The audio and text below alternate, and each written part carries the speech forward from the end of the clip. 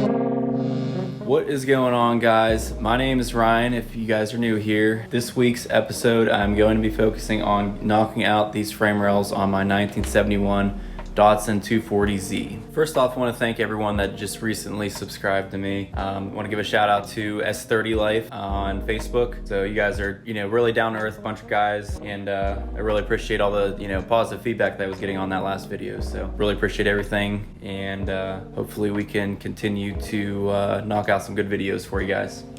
So before I jump into this, I just kind of want to show you guys what I've done so far underneath, since this is the first time of me filming, me flipping it over the car and what it looks like. You see this big hole here on the back side. That was due to a fuel cell that the previous owner put in. Luckily I found a tub and I started to fit that in. That'll be for another video. So that was one of the first things I did, start cutting out that tub. Second thing that I did was cut out all the floors, order new floors and replace those. So they were just, the whole thing was just rotted beyond repair. I ended up replacing a lot of different pieces with components that I thought were better during the later years. So this was a Series 1 car, but I had a 280Z tunnel that I morphed into, or the narrow tunnel of a Series 1 car. So the reason why that I did this, let me show you how I did it.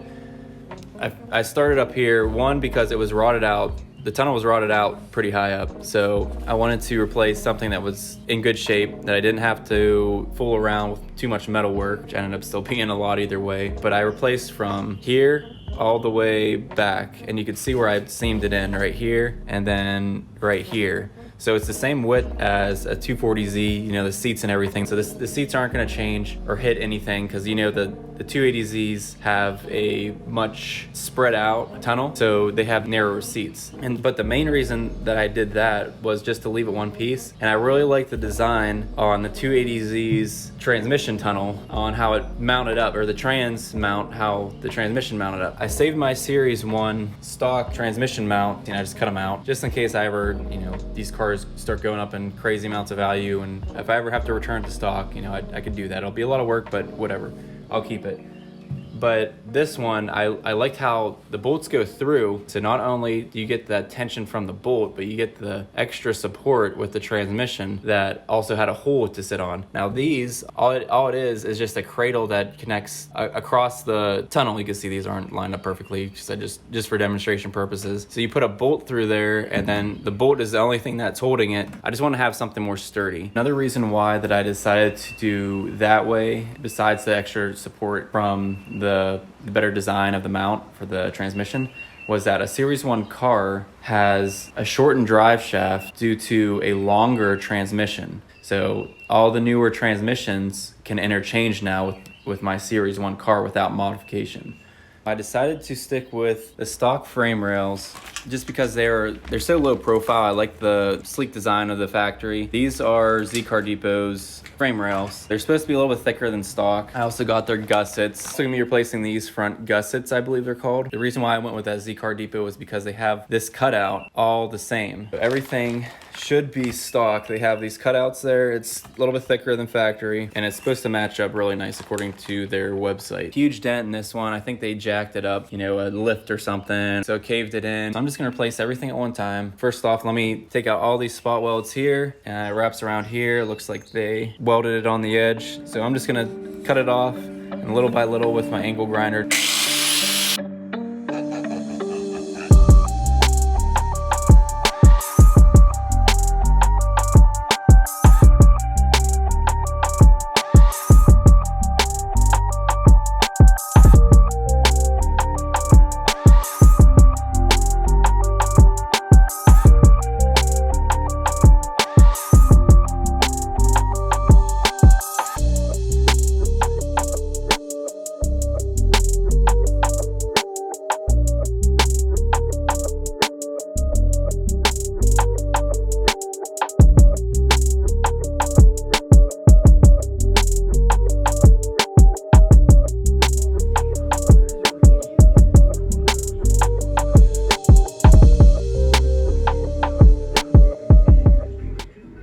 Alright guys, I got this all cleaned up and started to mount the new front of the frame rail or the gusset on. Overall it fits pretty decent. It's hard to get this in So you have to push this up, so that's probably why they cut it, to make this fit in here. And they also cut it right here and on the other side right here. And I think that's to hit it down this way with a hammer or something, because you can see there's a gap.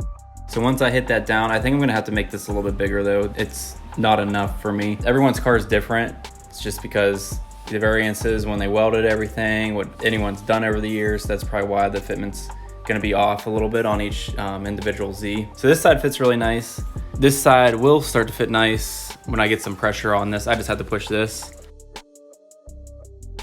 It starts to match up pretty well. I just have to start pounding this down a little bit more. Same with this little ear. So once I do that, this side's looking pretty good.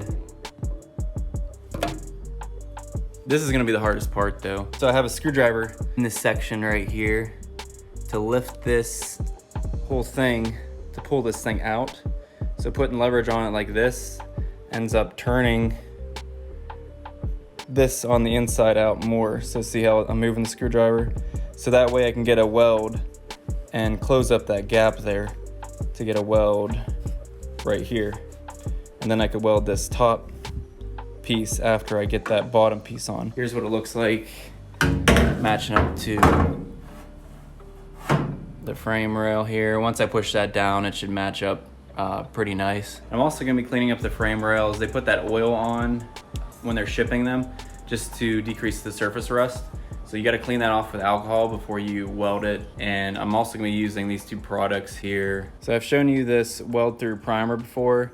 We're gonna be using that on all the edges where I'm gonna be welding. And then this other one, this stuff's really good, this internal frame coating. I've used it on the 61 Corvette's frame and it's still tough as nails after 5 years ago that I used it. So it's nice because it comes with this wand. So it just sprays everything on the inside of the different panels you can't reach. I'm gonna be using this to coat the inside of the frame rails after I weld them on, and I'll be snaking it through. This is a really strong internal frame coating by Eastwood. Buy more than you need of this because it goes fast.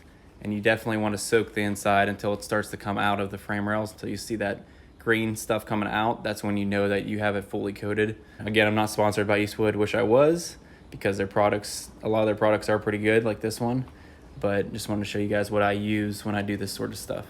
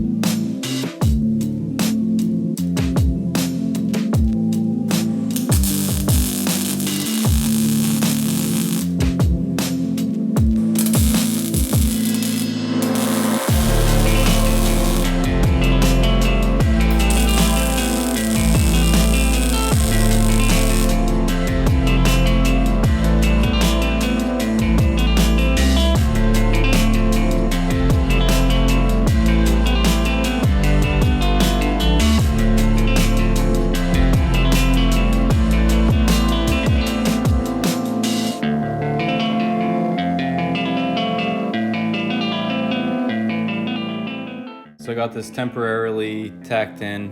As long as I like where it's sitting at when I put this rest of this frame rail on, then I'll finish up welding. This was the most challenging part. You have to cut a pretty big gap, or at least I did, to bend it down this way so you can see this bend. Now before I weld the rest of this on, I'm going to fit this rear section for the frame rail. I'll be attaching this rear section with sheet metal screws. That way it'll line everything up and I could mess with it to make sure it lines up correctly. Also, I'm going to be putting support on this inside here, so it'll be sticking up kind of like this. I'll weld onto this panel and have a piece of metal that sticks out like that. So that way if my finger acts as what I'm trying to explain to you guys, it'll slide right in like that, and then I could tack this up, weld this up really nicely and solid. So that'll just give it an extra support where there will be a weak point to brace the two together. So let me do that now and kind of show you guys what I'm talking about.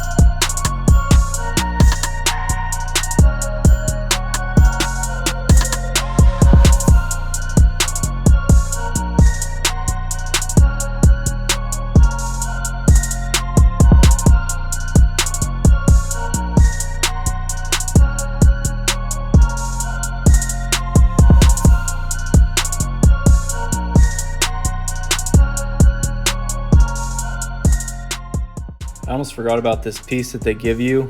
This is for the end, whenever you have stuff welded on. So it just fits in there like that. Honestly, it doesn't fit too great. I'm gonna have to start trimming it up on the edges. So you can see there, right on the edge, it's gonna be have to be shaved off a little bit.